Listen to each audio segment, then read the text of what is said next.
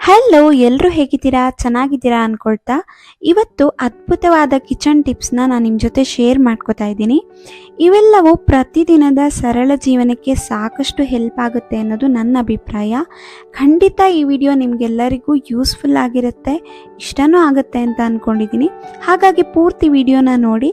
Subscribe ಮಾಡ್ಕೊಳ್ಳದೆ ನೋಡ್ತಾ ಇದ್ದರೆ ಯಾರಾದರೂ ಸಬ್ಸ್ಕ್ರೈಬ್ ಮಾಡಿಕೊಂಡು ನೋಡಿ. ಬನ್ನಿ ಇವತ್ತಿನ ವಿಡಿಯೋನ ಶುರು ಮಾಡೋಣ.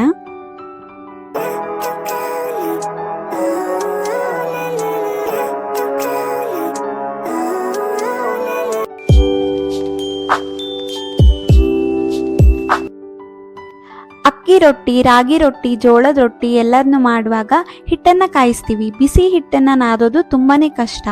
ಆವಾಗ ಏನು ಮಾಡ್ತೀವಿ, ಬಾಳೆ ಎಲೆ ಇದ್ದರೆ ಮನೇಲಿ ಬಾಳೆ ಎಲೆಯಲ್ಲಿ ಹಾಕಿ ನಾದ್ಕೋತೀವಿ. ಬಟ್ ಎಲ್ಲ ಟೈಮಲ್ಲೂ ನಮಗೆ ಬಾಳೆ ಎಲೆ ಸಿಗಲ್ಲ ಅಲ್ಲ.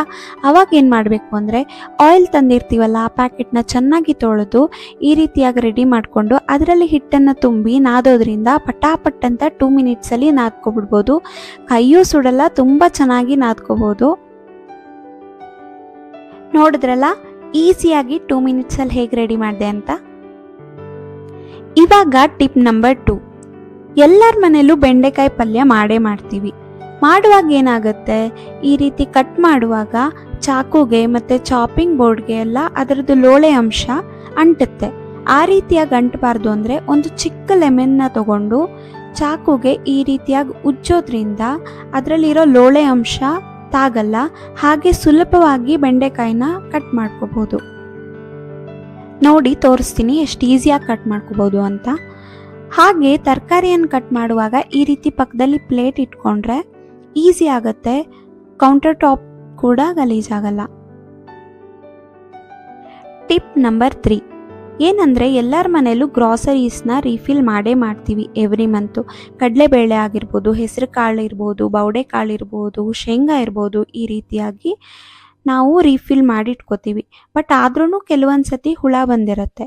ಆ ರೀತಿ ಬರಬಾರ್ದು ಅಂತಂದರೆ ಒಣ ಮೆಣಸಿರುತ್ತಲ್ವ, ಅದನ್ನು ಈ ರೀತಿಯಾಗಿ ಕಾಳುಗಳ ಡಬ್ಬಕ್ಕೆ ಹಾಕೋದ್ರಿಂದ ಹುಳಗಳು ಬರಲ್ಲ. ಒಣಮೆಣಸು ಹಾಗೆ ಬೇ ಲೀಫ್, ಪಲಾವ್ ಎಲೆ ಇರುತ್ತಲ್ವ, ಅದನ್ನು ಹಾಕಬೇಕು. ಹಾಗೆ ಅಕ್ಕಿ ಕೂಡ ತುಂಬಾ ತಂದು ಸ್ಟೋರ್ ಮಾಡಿ ಇಟ್ಕೊಂಡಿರ್ತೀವಿ.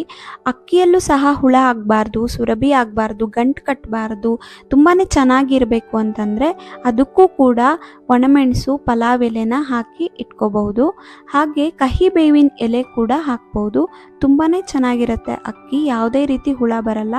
ಈ ರೀತಿಯಾಗಿ ಒಣಮೆಣಸು, ಪಲಾವ್ ಎಲೆ ಅಥವಾ ನೀವು ಕಹಿ ಬೇವಿನ ಸೊಪ್ಪನ್ನು ಹಾಕಿಡೋದ್ರಿಂದ ತುಂಬಾ ಚೆನ್ನಾಗಿ ಇರುತ್ತೆ. ಕಾಳುಗಳನ್ನಾಗಲಿ ಅಕ್ಕಿನಾಗಲಿ ನೀವು ಕರೆಕ್ಟಾಗಿ ಏರ್ ಟೈಟ್ ಡಬ್ಬದಲ್ಲಿ ಸ್ಟೋರ್ ಮಾಡಿಟ್ಕೋಬೇಕು. ಯಾವುದೇ ರೀತಿ ನೀರನ್ನು ತಾಗಿಸ್ಬಾರ್ದು. ನೀರನ್ನು ತಾಗಿಸಿ ಅಥವಾ ಏರ್ ಟೈಟ್ ಡಬ್ಬದಲ್ಲಿ ನೀವು ಹಾಕಿಟ್ಕೊಳ್ದೆ ಒಣಮೆಣಸು ಅಥವಾ ಪಲಾವ್ ಎಲೆನ ಹಾಕಿದರೆ ಏನೂ ಪ್ರಯೋಜನ ಇಲ್ಲ. ಎಲ್ಲದನ್ನೂ ಏರ್ ಟೈಟ್ ಡಬ್ಬದಲ್ಲಿ ನೀಟಾಗಿ ಗಾಳಿ ಹೋಗದೆ ಇರೋ ಥರ ಚೆನ್ನಾಗಿ ಸ್ಟೋರ್ ಮಾಡಿಟ್ಕೊಳ್ಬೇಕು. ನೀರನ್ನು ತಾಗಿಸ್ಬಾರ್ದು. ಆವಾಗ ತುಂಬ ದಿನಗಳ ಕಾಲ ಕಾಳು ಅಥವಾ ಅಕ್ಕಿ ತುಂಬ ಚೆನ್ನಾಗಿರುತ್ತೆ. Tip number 4. ಸಕ್ಕರೆನ ಮನೆ ಯಾವುದೇ ಮೂಲೆಯಲ್ಲಿಟ್ಟರೂ ಇರುವೆ ಬರ್ತಿದೆಯಪ್ಪ, ಅಥವಾ ಈ ರೀತಿ ಕ್ರಿಸ್ಟಲ್ ಫಾರ್ಮೇಷನ್ ಆಗ್ತಿದೆ, ಏನು ಮಾಡೋದು, ಹೇಗೆ ಸ್ಟೋರ್ ಮಾಡೋದು ಅಂತ ಚಿಂತೆ ಮಾಡಬೇಡಿ. ಏನಿಲ್ಲ, ತುಂಬಾ ಈಸಿ. ಸಕ್ಕರೆನ ಒಂದು ಏರ್ ಟೈಟ್ ಡಬ್ಬದಲ್ಲಿ ಹಾಕಿಟ್ಟು ಅದಕ್ಕೆ ಒಂದು 4-5 ಲವಂಗನ ಈ ರೀತಿ ಹಾಕಿಡಿ. ಇರುವೆಗಳು ಬರಲ್ಲ, ಹಾಗೆ ಕ್ರಿಸ್ಟಲ್ ಫಾರ್ಮೇಷನ್ ಕೂಡ ಆಗಲ್ಲ. ತುಂಬ ದಿನಗಳ ಕಾಲ ಸಕ್ಕರೆನ ನೀಟಾಗಿ ಯಾವುದೇ ರೀತಿ ಇರುವೆ ಬರದೆ ಸ್ಟೋರ್ ಮಾಡಿ ಇಟ್ಕೊಳ್ಬಹುದು. Tip number 5. ತೊಗರಿ ಬೇಳೆ ಅಥವಾ ಹೆಸರು ಬೇಳೆನ ತುಂಬ ದಿನ ಹುಳಗಳು ಬರುತ್ತೆ. ಯಾವ ರೀತಿಯಾಗಿ ಸ್ಟೋರ್ ಮಾಡೋದು ಅಂತ ಗೊತ್ತಾ? 1 ಸ್ಪೂನು ಅರಿಶಿನವನ್ನು ಹಾಕಿ ಚೆನ್ನಾಗಿ ಮಿಕ್ಸ್ ಮಾಡಿ ಏರ್ ಟೈಟ್ ಡಬ್ಬದಲ್ಲಿ ಹಾಕಿಡೋದ್ರಿಂದ ತೊಗರಿ ಬೇಳೆ ಆಗಲಿ ಹೆಸರು ಬೇಳೆ ಆಗಲಿ ಹಾಳಾಗೋದಿಲ್ಲ. ಏನಪ್ಪ ಅರಿಶಿನ ಹಾಕ್ತಿದ್ದೀವಿ ಚೆನ್ನಾಗಿರತ್ತಾ ಅಂತ ಅಂದ್ಕೋಬೇಡಿ. ಇದನ್ನು ತೊಗರಿ ಬೇಳೆನ ಬಳಸುವಾಗ ತೊಳಿತೀವಿ, ಆವಾಗ ತೊಳೆಯುವಾಗ ಅರಿಶಿನ ಹೋಗುತ್ತೆ. ತುಂಬಾ ಚೆನ್ನಾಗಿ ಸ್ಟೋರ್ ಮಾಡಿ ಇಟ್ಕೋಬೋದು ಈ ರೀತಿ ಅರಿಶಿನ ಹಾಕಿರೋದ್ರಿಂದ. ಟ್ರೈ ಮಾಡಿ ನೋಡಿ. ಹಾಗೆ ಅಕ್ಕಿ ಹಿಟ್ಟಾಗಲಿ, ಗೋಧಿ ಹಿಟ್ಟಾಗಲಿ, ರವೆ ಆಗಲಿ ಯಾವುದೇ ರೀತಿ ಹುಳ ಬರದೆ ಹೇಗೆ ಸ್ಟೋರ್ ಮಾಡಿ ಇಟ್ಕೊಳ್ಳೋದು ಗೊತ್ತಾ? ಈ ರೀತಿ ಡಬ್ಬಕ್ಕೆ ನೀವು ಒಂದು 4 ಕಾಳು ಮೆಣಸನ್ನು ಆ್ಯಡ್ ಮಾಡಿಟ್ಕೊಳ್ಳಿ. ಅಕ್ಕಿ ಹಿಟ್ಟಿಗಾಗಲಿ ರವೆಗಾಗಲಿ ಯಾವುದಕ್ಕೆ ಆಗಲಿ ಒಂದು ಸ್ವಲ್ಪ ಕಾಳು ಮೆಣಸನ್ನು ಆ್ಯಡ್ ಮಾಡಿಟ್ಕೊಳ್ಳೋದ್ರಿಂದ ಹುಳುಗಳು ಖಂಡಿತ ಬರೋದಿಲ್ಲ. ತುಂಬ ದಿನ ಸ್ಟೋರ್ ಮಾಡಿಟ್ಕೊಳ್ಬೋದು. ಟಿಪ್ ನಂಬರ್ 6, ಇದಂತೂ ನಾನು ನಿಮ್ಮ ಜೊತೆ ಶೇರ್ ಮಾಡಿಕೊಳ್ಳೇಬೇಕು. ನಾನೊಂದು ದೊಡ್ಡ ಫಜೀತಿ ಮಾಡಿದ್ದೆ.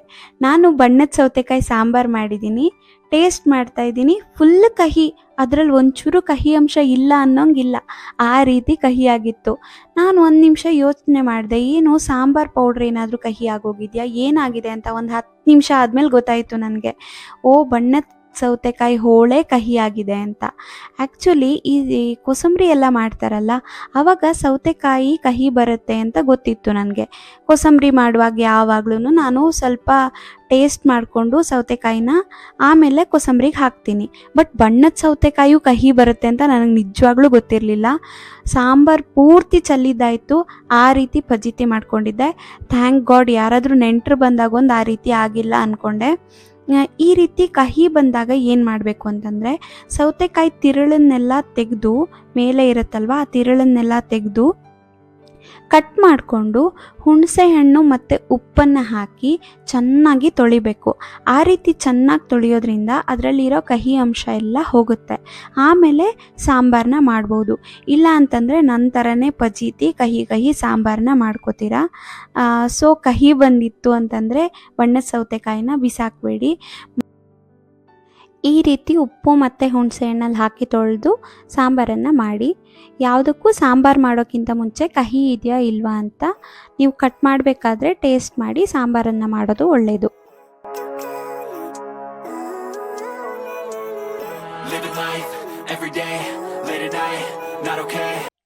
ಟಿಪ್ ನಂಬರ್ 7, ಇದೇನೆಂದರೆ ಕರಿಬೇವಿನ ಸೊಪ್ಪನ್ನು ನೀವು ಮಾರ್ಕೆಟಿಂದ ತೊಗೊಂಬಂದಿರ್ತೀರ, ಅದನ್ನು ಹೇಗೆ ಈಸಿಯಾಗಿ ಕ್ಲೀನ್ ಮಾಡ್ಕೊಳ್ಳೋದು ಅಂತ ತೋರಿಸ್ತೀನಿ ನಾನು. ಕರಿಬೇವಿನ ಸೊಪ್ಪು ತುಂಬ ಫ್ರೆಶ್ ಆಗಿ ಕಂಡ್ರೂ ತೊಳೆದ್ಮೇಲೆ ಅದರಲ್ಲಿ ಮರಳು ಹಾಗೆ ಒಂದು ಸ್ವಲ್ಪ ಮಣ್ಣು ಎಲ್ಲದೂ ಇರುತ್ತೆ. ಅದನ್ನು ತೊಳೆದು ನಾವು ಅಡುಗೆಗೆ ಯೂಸ್ ಮಾಡೋದು ಒಳ್ಳೆಯದು. ಈಸಿಯಾಗಿ ನೋಡಿ ಈ ರೀತಿಯಾಗಿ ಒಂದು ಬಂಚನ್ನು ಕ್ರಿಯೇಟ್ ಮಾಡ್ಕೊಳ್ಳಿ. ಬಂಚನ್ನು ಕ್ರಿಯೇಟ್ ಮಾಡಿ ಒಂದು ಒಳ್ಳೆ ನೀರನ್ನು ತಗೊಂಡು ಈ ರೀತಿಯಾಗಿ ಅದ್ದಿ ತೆಗೆದ್ರೆ ನೋಡಿ, ನೋಡ್ತಾ ಇದ್ದರೆ ತುಂಬ ಫ್ರೆಶ್ ಆಗಿದೆ, ಏನು ಮರಳು ಮಣ್ಣು ಏನೂ ಇಲ್ವೇನೋ ಅನಿಸುತ್ತೆ. ನೋಡಿ ಕ್ಲೀನ್ ಮಾಡಿದ್ಮೇಲೆ ನಾನು ತೋರಿಸ್ತೀನಿ ಎಷ್ಟು ಮರಳು ಮಣ್ಣು ಇದೆ ಅಂತ. ಈ ರೀತಿಯಾಗಿ ಕ್ಲೀನ್ ಮಾಡಿಕೊಂಡ್ರೆ ಈಸಿಯಾಗಿ ಆಗುತ್ತೆ. ಈ ರೀತಿ ಬಂಚನ್ನ ಓವರ್ ನೈಟು ಒಂದು ಕಡೆ ಎಲ್ಲಾದರೂ ನೇತು ಹಾಕಿಬಿಟ್ರೆ ಅದು ಬೆಳಗ್ಗೆ ಹೇಳೋಷ್ಟೊತ್ತಿಗೆ ಒಣಗಿರುತ್ತೆ. ಬೆಳಗ್ಗೆ ನೀಟಾಗಿ ಅದನ್ನು ನೀವು ಒಂದು ಬಾಕ್ಸ್ಗೆ ಟಿಶ್ಯೂ ಪೇಪರ್ನ ಹಾಕಿ ಕ್ಲೀನಾಗಿ ಒಂದೊಂದೇ ಹೆಣೆನ ಅದರೊಳಗೆ ಜೋಡಿಸಿ ನೀವು ಆ್ಯಕ್ಚುಲಿ 15 to 20 ಡೇಸು ಯಾವುದೇ ರೀತಿ ಹಾಳಾಗದೇ ಇರೋ ಥರ ಸ್ಟೋರ್ ಮಾಡ್ಕೊಳ್ಬೋದು. ನೋಡಿ ಅಲ್ವಾ, ಈ ರೀತಿಯಾಗಿ ಕ್ಲೀನ್ ಮಾಡೋದು ತುಂಬಾ ಈಸಿಯಾಗಿರುತ್ತೆ. ಪಟಾಪಟ್ ಅಂತ ಕ್ಲೀನ್ ಮಾಡ್ಕೊಬಿಡ್ಬೋದು. ನೀವು ಒಂದೊಂದೇ ಎಲೆನ ತೆಗೆದು ಅದನ್ನು ಕ್ಲೀನ್ ಮಾಡಿ ಅಥವಾ ಕ್ಲೀನ್ ಮಾಡ್ದೇ ಅಡುಗೆಗೆ ಹಾಕಿದ್ರೆ ಎಲ್ಲ ತುಂಬಾ ಎಫೆಕ್ಟ್ ಆಗುತ್ತೆ. ಈ ರೀತಿಯಾಗಿ ಕ್ಲೀನ್ ಮಾಡ್ಕೊಳ್ಳಿ ಈಸಿಯಾಗಿ. ನೋಡಿ ತುಂಬಾ ಈಸಿಯಾಗಿ ಈ ರೀತಿಯಾಗಿ ಕ್ಲೀನ್ ಮಾಡ್ಕೋಬೋದು. ನೋಡಿ ಹ್ಯಾಂಗ್ ಮಾಡ್ತಾ ಇದ್ದೀನಿ, ಓವರ್ ನೈಟ್ ಹ್ಯಾಂಗ್ ಮಾಡಿಡ್ತೀನಿ, ಬೆಳಗ್ಗೆ ಹೇಳೋಷ್ಟೊತ್ತಿಗೆ ಒಣಗಿರುತ್ತೆ. ಆಮೇಲೆ ಫ್ರಿಜ್ನಲ್ಲಿ ಸ್ಟೋರ್ ಮಾಡಿಟ್ಕೋತೀನಿ. ನೀವು ಫ್ರಿಜ್ನಲ್ಲಿ ಸ್ಟೋರ್ ಮಾಡಿಟ್ಕೊಳ್ಳುವಾಗ ಒಂದು ಡಬ್ಬದ ಕೆಳಗೆ ಟಿಶ್ಯೂ ಪೇಪರ್ನ ಹಾಕಿ ಅದರ ಮೇಲೆ ಕರಿಬೇವಿನ ಸೊಪ್ಪನ್ನು ಹಾಕಿ ಮತ್ತೆ ಟಿಶ್ಯೂ ಪೇಪರ್ನ ಅದರ ಮೇಲೆ ಮುಚ್ಚಿ ಸ್ಟೋರ್ ಮಾಡೋದ್ರಿಂದ ಯಾವುದೇ ರೀತಿ ಹಾಳಾಗಲ್ಲ. ಕರಿಬೇವಿನ ಸೊಪ್ಪು ತುಂಬ ದಿನಗಳ ಕಾಲ ಬರುತ್ತೆ. ಈಗ ಟಿಪ್ ನಂಬರ್ 8, ಅದೇನೆಂದರೆ ತುಂಬಾ ಮೆಂತ್ಯ ಸೊಪ್ಪು ತಂದಾಗ ಕಸೂರಿ ಮೇಥಿನ ಮನೇಲೆ ಹೇಗೆ ಮಾಡ್ಕೊಳ್ಳೋದು ಅಂತ ನೋಡಿ. ಕಸೂರಿ ಮೇಥಿನ ಮಾಡ್ಕೊಳ್ಳೋದಾದರೆ ಈ ರೀತಿ ಎಲೆಗಳನ್ನೆಲ್ಲ, ಮೆಂತ್ಯ ಸೊಪ್ಪಿನ ಎಲೆಗಳನ್ನೆಲ್ಲ ಬಿಡಿಸಿ 1 ನಿಮಿಷ ಓವನ್ನಲ್ಲಿ ಇಟ್ಬಿಟ್ರೆ ಸಾಕು. ಪುಡಿ ಪುಡಿಯಾಗಿ ಚೆನ್ನಾಗಾಗುತ್ತೆ ಕಸೂರಿ ಮೇಥಿ. ಮನೇಲೇ ತುಂಬ ಚೆನ್ನಾಗಿ ಮಾಡ್ಕೋಬೋದು. ಅಂಗಡಿಯಲ್ಲಿ ಸಿಗೋದ್ರ ಮಧ್ಯದಲ್ಲಿ ಕಸೂರಿ ಮೇಥಿ ಮಧ್ಯದಲ್ಲೆಲ್ಲ ಸ್ವಲ್ಪ ಬೇರೆ ಬೇರೆ ಸೊಪ್ಪು ಆ್ಯಡ್ ಆಗಿರುತ್ತೆ, ಒಂದೊಂದ್ಸತಿ ಹುಲ್ಲು ಇರುತ್ತೆ. ಈ ರೀತಿ ಜಾಸ್ತಿಯಾಗಿ ನೀವು ಮೆಂತ್ಯ ಸೊಪ್ಪು ತಂದಿರ್ತೀರಾ ಅಂದಾಗ ಮನೇಲೆ ಈ ರೀತಿಯಾಗಿ ಮಾಡ್ಕೋಬೋದು. ನಿಮ್ಮ ಮನೇಲಿ ಏನಾದರೂ ಓವನ್ ಇಲ್ಲ ಅಂತಂದರೆ ಒಂದು ಹೆಂಚನ್ನ ತಗೊಳ್ಳಿ. ಹೆಂಚನ್ನ ತಗೊಂಡು ಒಂದು 10 ನಿಮಿಷ ಇದು ಮೆಂತ್ಯ ಸೊಪ್ಪನ್ನು ಬಿಸಿ ಮಾಡಿ ಆಮೇಲೆ ನೋಡಿ ಈ ರೀತಿಯಾಗಿ ಹುಡಿಯಾಗಿ ಪುಡಿಯಾಗಿ ಆಗುತ್ತೆ. ನೋಡಿ ಇದೇ ಕಸೂರಿ ಮೇಥಿ. ಅಂಗಡಿಲಿ ಸಿಗೋದಕ್ಕೂ ಇದಕ್ಕೂ ಎಷ್ಟು ಡಿಫ್ರೆನ್ಸ್ ಇದೆ ನೋಡಿ, ಎಷ್ಟು ಫ್ರೆಶ್ ಆಗಿ ನೀಟಾಗಿದೆ. ಬನ್ನಿ ನೆಕ್ಸ್ಟ್ ಟಿಪ್ ನೋಡೋಣ. Tip number 9. ತುಂಬ ದಿನಗಳ ಕಾಲ ಹುಣಸೆ ಹಣ್ಣನ್ನು ಯಾವುದೇ ರೀತಿ ಹುಳ ಬರದೆ, ಕೆಲವೊಂದು ಸತಿ ಚಿಟ್ಟೆಗಳ ಥರ ಎಲ್ಲ ಹುಳಗಳು ಬರ್ತಾ ಇರುತ್ತೆ. ಅದರಿಂದ ಎಲ್ಲ ಯಾವ ರೀತಿ ಬರದೇ ಇರೋ ಥರ ಸ್ಟೋರ್ ಮಾಡೋದು ಅಂತಂದರೆ, ನೋಡಿ, ಹುಣಸೆ ಹಣ್ಣಿಗೆ ಒಂದು ಸ್ವಲ್ಪ ಕಲ್ಲುಪ್ಪು ಹಾಕಿ ಈ ರೀತಿಯಾಗಿ ಉಂಡೆನ ಮಾಡಿ ಅದನ್ನು ಪಿಂಗಾಣಿ ಡಬ್ಬದಲ್ಲಿ ಸ್ಟೋರ್ ಮಾಡಿಡೋದ್ರಿಂದ ಯಾವುದೇ ರೀತಿ ಹುಳಗಳು ಬರಲ್ಲ. ಹಾಗೆ ಹುಣಸೆ ಹಣ್ಣಿಗೆ ನೀರನ್ನು ಮುಟ್ಟಿಸ್ಬಾರ್ದು. ಈ ರೀತಿಯಾಗಿ ಕಲ್ಲುಪ್ಪನ್ನ ಹಾಕಿ ಪಿಂಗಾಣಿ ಡಬ್ಬದಲ್ಲಿ ಸ್ಟೋರ್ ಮಾಡಿಡಬೇಕು. ಆವಾಗ ತುಂಬ ದಿನಗಳ ಕಾಲ ಹುಣಸೆ ಹಣ್ಣು ಚೆನ್ನಾಗಿರುತ್ತೆ. ಈಗ ಟಿಪ್ ನಂಬರ್ 10. ಅದೇನಂದರೆ, ನೀವು ಪಾತ್ರೆ ತೊಳಿಲಿಕ್ಕೆ ಅಂತ ಲಿಕ್ವಿಡ್ನ ತೊಗೊಂಬಂದಿರ್ತೀರಲ್ಲ, ಆ ಲಿಕ್ವಿಡ್ ಖಾಲಿ ಆದಮೇಲೆ ಆ ಬಾಟಲಲ್ಲಿರೋ ಸ್ಟಿಕ್ಕರ್ನೆಲ್ಲ ತೆಗೆದು ಚೆನ್ನಾಗಿ ತೊಳೆದು ದೇವ್ರ ಎಣ್ಣೆನ ಸ್ಟೋರ್ ಮಾಡಿ ಇಟ್ಕೊಳ್ಬಹುದು. ಈ ರೀತಿ ಮಾಡೋದ್ರಿಂದ ದೀಪ ಹಚ್ಚುವಾಗ ಒಂದು ಡ್ರಾಪ್ ಕೂಡ ಆಯಿಲ್ ಚೆಲ್ಲದೆ ಆರಾಮಾಗಿ ದೀಪನ ಹಚ್ಕೊಳ್ಬೋದು. ನೋಡಿ, ತೋರಿಸ್ತಾ ಇದ್ದೀನಿ. ಕ್ಯಾಪ್ ಕೂಡ ಈಸಿಯಾಗಿ ಓಪನ್ ಮತ್ತು ಕ್ಲೋಸ್ ಮಾಡ್ಬೋದು. ಈ ರೀತಿಯಾಗಿ ಈಸಿಯಾಗಿ ಸ್ಟೋರ್ ಮಾಡಿಟ್ಕೊಂಡು ಡೈಲಿ ದೀಪನ ಹಚ್ಬೋದು. ಒಂದು ಡ್ರಾಪ್ ಕೂಡ ಆಯಿಲು ಚೆಲ್ಲಲ್ಲ.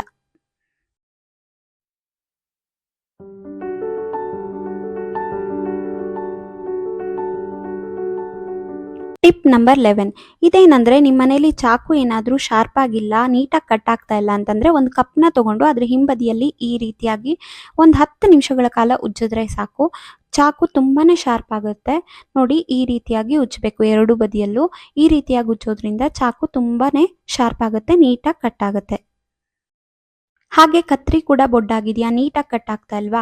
ಇದಕ್ಕೆ ಏನು ಮಾಡಬೇಕು ಅಂತಂದರೆ, ನಿಮ್ಮ ಮನೇಲಿ ಸಿಲ್ವರ್ ಫಾಯಿಲ್ ಇದ್ದರೆ ಅದನ್ನು ಒಂಚೂರು ಕಟ್ ಪೀಸ್ ಮಾಡಿಕೊಂಡು ತೊಗೊಂಡು ಈ ರೀತಿಯಾಗಿ ಸಣ್ಣದಾಗಿ ಕಟ್ ಮಾಡ್ತಾ ಹೋಗಬೇಕು. ಕಟ್ ಮಾಡಿದ್ದಾದಮೇಲೆ ತುಂಬಾ ಚೆನ್ನಾಗಿ ಕಟ್ ಆಗುತ್ತೆ, ಕತ್ರಿ ಶಾರ್ಪ್ ಆಗುತ್ತೆ. ನೋಡಿ, ಈ ರೀತಿಯಾಗಿ ಕಟ್ ಮಾಡಿದ್ದಾದಮೇಲೆ ಕತ್ರಿನ ಈ ರೀತಿಯಾಗಿ ಉಜ್ಜಬೇಕು. 5 ಮಿನಿಟ್ಸ್ ಉಜ್ಜಿದ್ರೆ ಸಾಕು, ನೀಟಾಗಿ ಕತ್ರಿ ಕಟ್ ಆಗ್ಲಿಕ್ಕೆ ಶುರುವಾಗುತ್ತೆ. ಈ ಸಾಣೆ ಹಿಡಿಯೋಕ್ಕೆಲ್ಲ ಬರ್ತಾರಲ್ವಾ ಮನೆ ಹತ್ರ, ಅವ್ರ ಹತ್ರ ಎಲ್ಲ ಹೋಗಿ ಕೊಡೋದಕ್ಕಿಂತ ಮನೆಯಲ್ಲೇ ಆರಾಮಾಗಿ ಈ ರೀತಿಯಾಗಿ ಮಾಡ್ಕೋಬಹುದು. Tip number 12. ಇದೇನಂತಂದರೆ, ನೀವು ಗ್ರಾಸರೀಸ್ ತೊಗೊಂಡು ಬಂದಿರ್ತೀರಾ, ಶಾವಿಗೆ ಪ್ಯಾಕೆಟು ಈ ಥರದ್ದೆಲ್ಲ ಒಂದು ಸ್ವಲ್ಪ ಬಳಸಿ ಇನ್ನೊಂದು ಸ್ವಲ್ಪ ಹಾಗೆ ಇಟ್ಟಿರ್ತೀರ.